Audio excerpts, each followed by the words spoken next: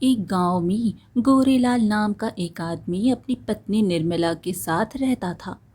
गोरेलाल को भूलने की बीमारी थी और यही बीमारी निर्मला की परेशानी थी। एक दिन की बात है, निर्मला ने गोरेलाल से कहा, अजी आप बाजार जाओ और कुछ सब्जी ले आओ, क्योंकि दोपहर के खाने में पकाने के लिए कुछ भी नहीं है घर में। गोरेलाल बोला, ठीक है भाग्यवान, अभी जाता हूँ। इतना बोलकर गोरेलाल घर से निकल पड़ता है। सुबह से दोपहर हो जाती है, लेकिन गोरेलाल अभी तक घर नहीं आया सब्जी लेकर।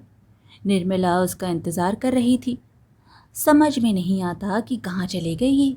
दोपहर को पकाने के लिए सब्जी मंगाई थी, मगर शायद इन्हें समझ ही आया होगा कि रात के पकाने के लिए सब्जी मंगाई है। तभी गोरेलाल घर आता है और निर्मला उससे पूछती है, तुम खाली हाथ आए हो, सब्जी कहाँ है? गोरेलाल बोला, सब्जी? अरे सब्जी तो तुम्हें खेत में मिलेगी। निर्मला बोली, बकवास मत करो, मैंने तुम्हें दोपहर के पकाने के लिए सब्जी मंगाई थी, कहाँ है? गोरेलाल बोला, झूठ मत बोलो निर्मला, तुमने ही तो मुझसे कहा कि जाओ थोड़ा सा बाहर से टहल कर आओ, तो मैं टहल कर आ गया। निर्मला कहने लगी, मेरी तो किस्मत फूट गई जिस दिन मेरी तुमसे शादी हुई। कुछ देर बाद तुम यह भी भूल जाओगी कि मैं कौन हूँ। उसके बाद यह भी भूल जाओगे कि तुम कौन हो। इससे पहले कि मैं भूल जाऊँ कि मैं तुम्हारी पत्नी हूँ, इसी वक्त यहाँ से निकल जाओ। गोरीलाल बोला, जी मालकिन, अगर आप मुझे निकलने को कहती हैं तो मैं निकल जाता हूँ। वैसे भी गरीब नौकर जहाँ काम करता है वहाँ से उसे निकाल ही दिया जाता है। निर्मला बोली, गरीब नौकर? तुम किसकी बात कर रहे हो? गोरीलाल बोला, अरे मैं अपनी बात कर रहा हूँ। मैं गबरू, तुम्हारे घर पर साफ सफाई का ही तो काम कर रहा हूँ ना। गोरीलाल की बात सुनकर निर्मला का दिमाग बुरी तरह से खराब हो गया। वो समझ चुकी थी कि गोरेलाल अब भूल चुका है कि वो गोरेलाल है। और फिर निर्मला बोली, निकल जाओ यहाँ से, अभी और दोबारा यहाँ मत आना। निर्मला की बात सुनकर गांव से गोरेलाल निकल गया और दूर एक खेत में जाकर अपने आप से बोला, अब मैं कभी भी उस गांव में लौटकर नहीं जाऊंगा। हाँ, इधर दूसरी ओर सुबह का वक्त था। गांव के बाजार में भोलू नाम का एक बौना एक चाय की दुकान पर बैठे हुए ठंडी ठंडी हवा का आनंद ले रहा था। और भोलू ने चाय वाले से कहा, अरे चाय वाले भैया, एक कप चाय पिला दो। चाय वाले ने कहा, अरे भोलू, अगर तुम चाय की जगह दूध पीते तो शायद तुम्हारी कद बढ़ जाती। भोलू बोला, भैया कितनी बार कहा है कि मेरे छोटे कद को लेकर मुझसे बात मत किया करो। बता रहे हैं, जल्दी से चाय बना दो वरना चमाट धर देंगे। दुकानदार ने भोलू को चाय दे दी। तभी दूर से बुजुर्ग पति पत्नी एक सुंदर लड़की के साथ भोलू के पास आकर खड़े हो गए और कहने लगे, क्या तुम बता सकते हो कि इस गांव में रमेश का घर कहाँ है? भोलू बोला, रमेश चाचा से भला आपको क्या काम है? बुजुर्ग ने कहा, अरे तुम्हें तो पता ही है कि रमेश का बेटा इस गांव में सबसे ज़्यादा कमाता है और देखने में बहुत ज़्यादा सुंदर है। मैं अपनी बेटी के रिश्ते के लिए रमेश के घर पर आया हूँ। भोलू सुंदर लड़की को देखकर खुश होते हुए बोला, क्या इसी लड़की के साथ रमेश चाचा के लड़के से बात चलाने आए हैं आप? बुजुर्ग ने कहा, हाँ, यह मेरी बेटी है, मैं इसी के रिश्ते की बात करने आया हूँ। भोलू बोला, अरे तो आपको रमेश चाचा के यहाँ जाने की क्या आवश्यकता है? हमारे गांव में एक और भी सुंदर जवान लड़का मौजूद है। आप अपनी बेटी की बात उस लड़के से क्यों नहीं चलाते? भोलू की बात सुनकर बूढ़े व्यक्ति की पत्नी बोली, कमाल है, हमें तो पता ही नहीं था। अगर ऐसी बात है तो फिर हमें उसका पता भी बता दो, हम एक बार उसे भी देख लेंगे। भोलू बोला, अरे आप उसे देख रही हैं? बूढ़ी औरत ने कहा, मैं तुम्हारी बात का मतलब नहीं समझी। भोलू खुश होते हुए बोला, अरे आपके सामने इतना सुंदर नौजवान बैठा हुआ चाय पी रहा है और आपको दिखाई नहीं दे रहा? अरे मैं अपनी बात कर रहा हूँ। भोलू की बात सुनकर बूढ़ी औरत का चेहरा क्रोध से तमतमा गया। उसने एक जोरदार चाटा गोलू के गाल पर जड़ दिया और कहा, आईने में कभी अपनी शक्ल देखी है तूने? बड़ा आया मेरी बेटी से ब्याह करने। अपने लिए कोई अपने जैसा तलाश कर। इतना भूलकर वो लोग वहाँ से चले जाते हैं। चाय की दुकान पर बैठे सभी लोग भोलू का मजाक उड़ाने लगे। भोलू क्रोधित होते हुए अपने आप से बोला, इतनी बड़ी बेइज्जती मेरी हुई, वो भी इस चाय वाले के सामने। ये चाय का दुकानदार जब तक पूरे गांव में मेरी बेइज्जती का ढिंढोरा नहीं पीट लेगा तब तक इसे खाना हजम ही नहीं होगा। मुझे अब गांव में रहना ही नहीं है। भोलू गुस्से से गांव छोड़कर चला गया। भोलू गुस्सा होकर काफ़ी दूर निकल आया, तभी उसका पैर किसी के पैर से टकरा गया और भोलू गिर गया। अरे कौन है यहाँ पर जो सड़क को अपना घर समझकर सो रहा है? सड़क पर गोरेलाल सो रहा था, जो कि भोलू की आवाज़ सुनकर उठकर भोलू को देखने लगा। भोलू बोला, अरे क्या देख रहा है? वो तो अच्छा हुआ कि मैं निकल रहा था। अगर कहीं बस निकल रहा होता तो तेरा राम नाम सत्य हो जाता। गोरेलाल भोलू को देखकर कहने लगा, मुझे माफ़ कर दो निर्मला, गलती मेरी ही थी। भोलू चौंक गया, फिर कहा, अरे भैया, कहीं तो पगला तो नहीं गया है? मैं तुझे किस एंगल से निर्मला दिखाई दे रहा हूँ रे? गोरेलाल फिर बोला, ऐसा मत कहो निर्मला, तुम तो मेरी पत्नी हो। भोलू का अब सिर चकराने लगा। वो बोला, ए भैया, पत्नी और मैं? अरे तेरा दिमाग का स्क्रू ढीला हो गया है क्या? पूरे गांव में वैसे भी सब मुझे बौना बौना कहकर चिढ़ाते हैं और तू भी मुझे अपनी पत्नी बता रहा है। इतना कहकर भोलू ने एक जोरदार चांटा गोरेलाल को जड़ दिया। चाटा खाते ही गोरेलाल की याददाश्त वापस आ गई। फिर गोरेलाल कहने लगा, कौन हो तुम? भोलेलाल गुस्से में बोला, मैं जो हूँ सो हूँ, लेकिन तू कौन है? जानता है तू सड़क पर सो रहा था। गोरेलाल बोला, क्या? सड़क पर सो रहा था? भाई तुम्हारा बहुत बहुत शुक्रिया कि तुमने मुझे उठा दिया। अगर कोई वाहन आ रहा होता तो मेरा तो राम नाम सत्य हो जाता। भोलू बोला, भाई तुम्हारे चेहरे पर उदासी झलक रही है, लगता है तुम भी ज़माने के सताए हुए हो। गोरेलाल बोला, अब तुम्हें क्या बताऊं भाई, मैं कभी कभी कुछ बातें भूल जाता हूँ। बस इसी बात से नाराज़ होकर मेरी पत्नी ने मुझे घर से बाहर निकाल दिया। भोलू भी बोल पड़ा, भाई मेरे छोटे कद को लेकर मेरे गांव वाले मेरा मजाक उड़ाते रहते हैं। मैं भी अपना गांव छोड़कर आ गया हूँ।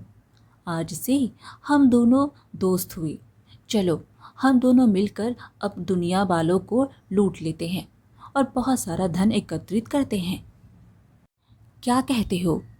गोरेलाल और भोलू दोनों मिलकर एक दूसरे गांव की तरफ चल पड़े। रास्ते में गोरेलाल भोलू से बोला, मुझे तो बहुत तेज़ भूख लग रही है भैया। भोलू बोला, भूख तो मुझे भी लगी है, लेकिन पैसे नहीं हैं। क्या तुम्हारे पास कुछ पैसे हैं? गोरेलाल ने कहा, भूख से भला पैसों का क्या संबंध? लेकिन जब भूख लगती है तो खाना खाया जाता है, पैसे नहीं खाए जाते। भोलू बोला, अरे मूर्ख महाशय, अरे भोजन क्या मुफ्त में मिलता है? पैसों का मिलता है, समझी कि नहीं? तुम्हारे पास फूटी कौड़ी नहीं है और मेरे पास भी नहीं है, कोई चक्कर चलाना पड़ेगा। तभी भोलू को एक गांव की सीमा पर एक ढाबा नजर आया। भोलू बोला, दोस्त वो देखो ढाबा, हम दोनों वहाँ चलते हैं, मैं उस ढाबे वाले को पटाऊंगा। गोरेलाल बोला, ठीक है भोलू। दोनों अब एक साथ उस ढाबे के मालिक के पास जाकर बोलने लगे, हम 2 दिन से भूखे हैं, गरीब मजदूर हैं।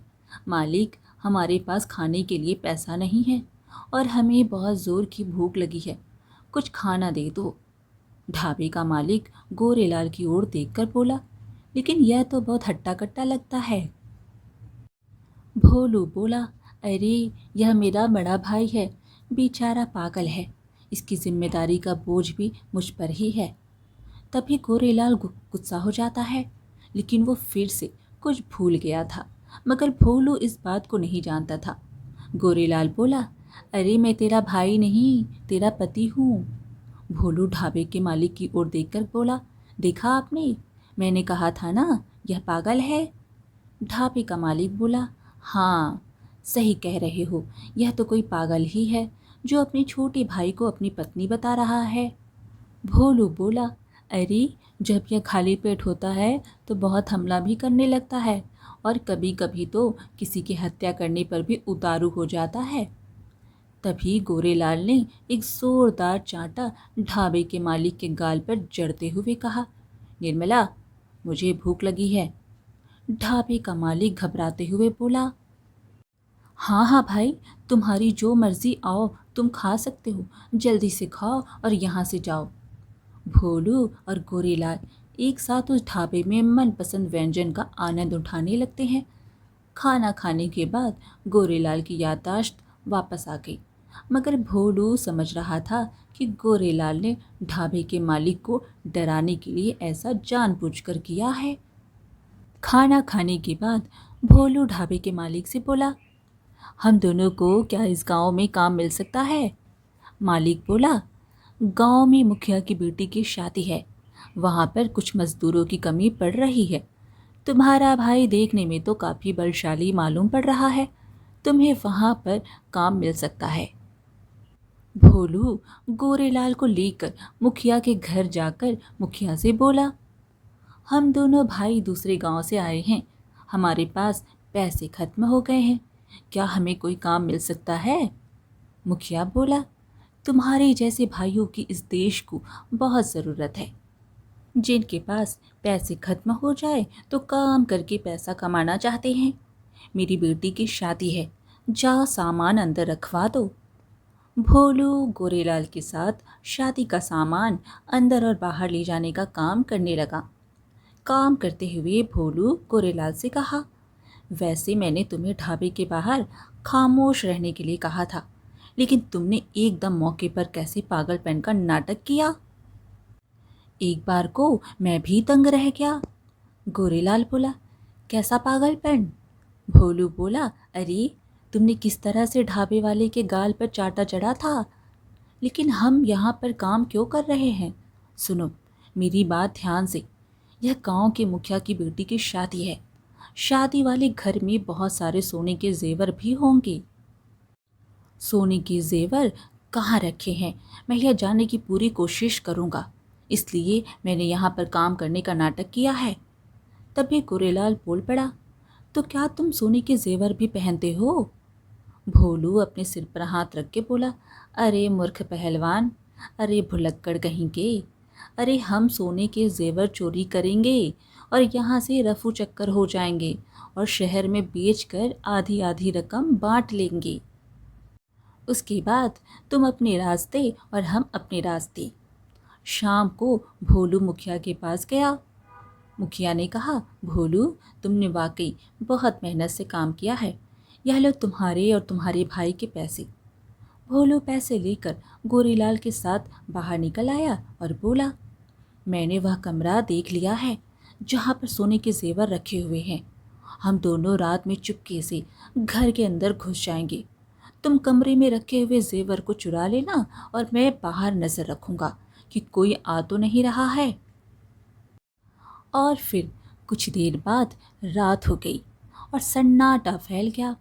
भोलू गोरेलाल की मदद से दीवार के सहारे मुखिया की छत पर चढ़ गया और बोला, अरे वो सामने तीसरे वाले कमरे में सोने के जेवर रखे हुए हैं, कमरा खुला है, जाओ जाकर सोने के जेवर को ले आओ। गोरेलाल बोला, लेकिन तुम मुझे कहाँ मिलोगे?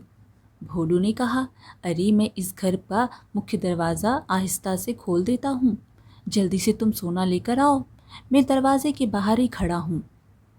दरवाज़ा इसलिए खोल दे रहा हूँ ताकि ज़रा सा भी खतरा महसूस हो तो हमें भागने में आसानी हो जाए। भैया अगर तुम्हें आने में थोड़ी देर हो गई तो मैं तुम्हें चेतावनी देने के लिए धीमी आवाज़ में सीटी बजाऊँगा। तुम समझ जाना कि तुम्हें काम खत्म करके जल्दी आना है। गोरेलाल उस कमरे में घुस गया और सारे जेवर एक थैली में भर लिए, लेकिन अचानक गोरेलाल सब कुछ भूल बैठा और सोचने लगा, अरे मैं यहाँ पर क्या कर रहा हूँ? यह निर्मला भी ना रात के समय पता नहीं मुझे क्या क्या काम करवाती रहती है। अब देखो ना, निर्मला ने मुझे इस कमरे में भेज दिया जिस कमरे में मैं कभी आया ही नहीं था। इतना बोलकर गोरेलाल कमरे से बाहर जाकर इधर उधर देखने लगा। तभी उसकी नज़र चारपाई पर पड़ी। मुखिया खर्राटे लेकर सो रहा था। गोरेलाल मुखिया के पास जाकर बोला, निर्मला भी कितनी बड़ी कामचोर है, मुझे काम पर लगाकर खुद खर्राटे लेकर सो रही है। आज मैं इसे सबक सिखा कर रहूँगा। इतना बोलकर गोरेलाल ने एक जोरदार लात मुखिया को मारी। मुखिया बिलबिलाता हुआ उठ गया और गोरेलाल को गौर से देखने लगा। गोरेलाल बोला, निर्मला, तुम मुझसे काम करवा रही हो और खुद आराम से सो रही हो। मुखिया ने कहा, तुम यहाँ पर क्या कर रहे हो और यह तुम्हारे हाथ में क्या है? गोरेलाल बोला, निर्मला, तुम पागल हो गई हो क्या? यह मेरा घर है और तुम मुझसे ही पूछ रही हो कि मैं यहाँ पर क्या कर रहा हूँ। तभी गोरेलाल के कानों में भोलू की सीटी की आवाज़ आई। सीटी की आवाज़ सुनकर गोरेलाल की याददाश्त फिर से चली गई, लेकिन अब उसे मुखिया के चेहरे पर भोलू की शक्ल नजर आने लगी। गोरेलाल धीमी आवाज़ में बोला, तुमने जैसा कहा था मैंने वैसे ही जेवर चुरा लिए हैं। चलो अब जल्दी से शहर चलते हैं और इन जेवर को बेच देते हैं और आधी आधी रकम बांट लेते हैं। लेकिन तुम यहाँ चारपाई पर क्यों लेटे हुए हो? तुमने तो कहा था कि तुम दरवाजे के बाहर मिलोगे। अब गोरेलाल की बात सुनकर मुखिया समझ गया कि सारा माजरा क्या है।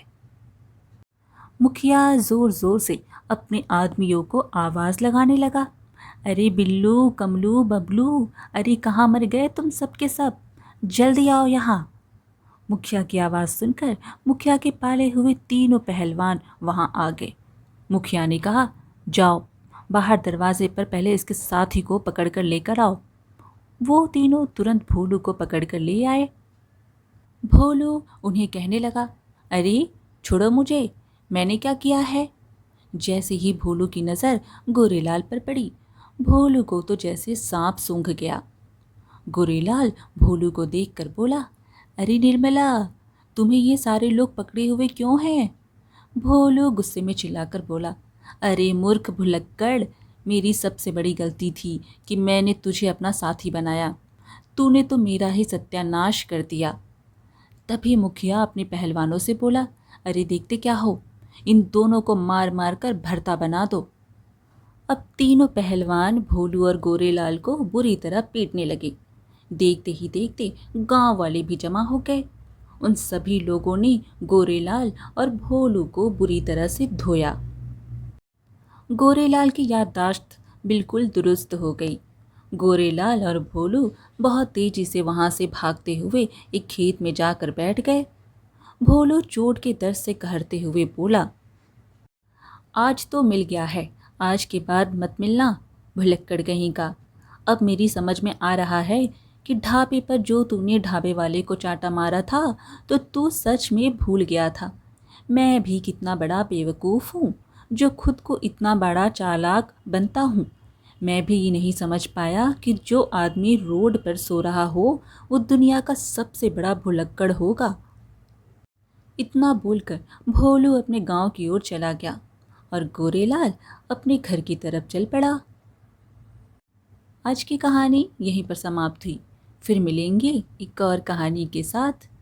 कहानी पसंद आए तो लाइक शेयर ज़रूर करें और चैनल को सब्सक्राइब करना बिल्कुल ना भूलें। धन्यवाद।